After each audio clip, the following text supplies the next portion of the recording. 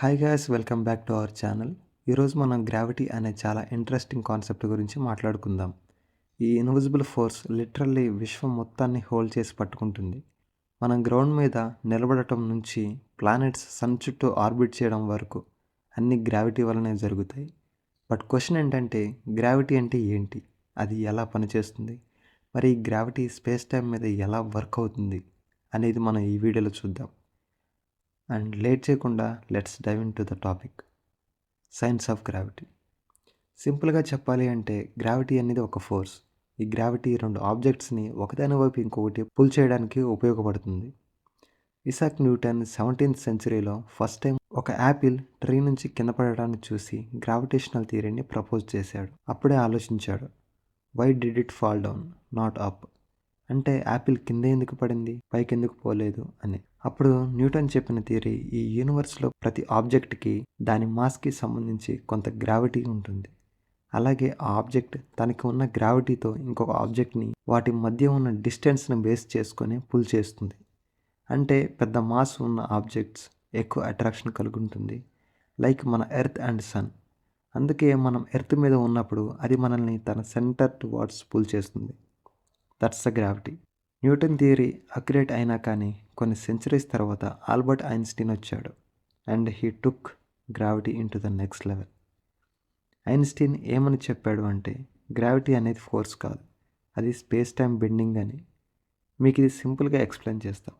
ఒక rubber sheet మీద ఒక హెవీ బాల్ పెట్టినప్పుడు ఇమాజిన్ చేయండి, షీట్ మిడిల్లోకి ఆ బాల్ డిప్ అవుతూ ఉంటుంది కదా. సో అలాగే సన్ లాంటి పెద్ద మాస్ ఉన్న ఆబ్జెక్ట్ స్పేస్ టైంని బెండ్ చేస్తుంది. అప్పుడు ప్లానెట్స్ లైక్ మన ఎర్త్ ఆ బెండ్ని ఫాలో అవుతూ ఆర్ ఆ బెండ్ని ఫాలో చేస్తూ ఆర్బిట్ చేస్తాయి. అంటే సన్ ఎర్త్ను పుల్ చేస్తున్నాడని కాదు. ఈ థియరీనే మనం జనరల్ థియరీ ఆఫ్ రిలేటివిటీ అని అంటాం. ఈ థియరీ ప్రకారం లైట్ కూడా గ్రావిటీలో బెండ్ అవుతుంది. ఆ ఫినామినాన్ని గ్రావిటేషనల్ లెన్సింగ్ అని అంటారు. దీనిని టెలిస్కోప్స్తో సైంటిస్టులు అబ్జర్వ్ చేశారు. Gravity is the architect of the universe. Stars, galaxies, planets అన్నీ కూడా ఫామ్ అయ్యేది గ్రావిటీ వల్లే. గ్యాస్ అండ్ డస్ట్ క్లౌడ్స్ స్పేస్లో ఫ్లోట్ అవుతున్నప్పుడు గ్రావిటీ వల్ల అట్రాక్ట్ అయ్యి స్క్వీజ్ అవుతాయి. సో దాని ద్వారా స్టార్స్ని క్రియేట్ చేస్తాయి. అలా కొన్ని సూపర్ మ్యాసివ్ స్టార్స్ ఎక్స్ప్లోడ్ అయిన తర్వాత గ్రావిటీ కొలాప్స్ అయ్యి బ్లాక్ హోల్స్ని క్రియేట్ చేస్తుంది. ఎలాగో బ్లాక్ హోల్ గురించి చెప్తున్నాం కదా, సో షార్ట్ ఫామ్లో అసలు బ్లాక్ హోల్ అంటే ఏంటి అనేది కూడా చెప్తా. ఒక ప్లేస్లో ఉండే స్ట్రాంగ్ గ్రావిటేషనల్ ఫోర్స్ నుంచి లైట్ కూడా తప్పించుకోలేదో దానినే బ్లాక్ హోల్ అని అంటారు.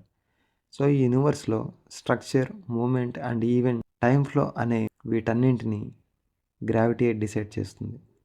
గ్రావిటీని అర్థం చేసుకోవడం అంటే యూనివర్స్ని అర్థం చేసుకోవడం అన్నట్లే.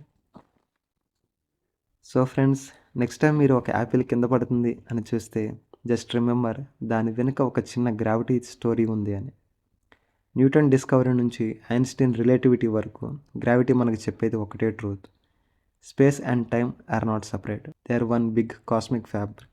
సో ఈ ఇన్విజిబుల్ ఫోర్స్ని అప్రిషియేట్ చేద్దాం, బికాస్ వితౌట్ గ్రావిటీ లైఫ్ అనేది ఉండదు.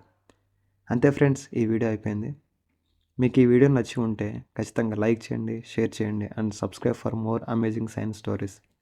Until next time, keep exploring the universe. Thank you.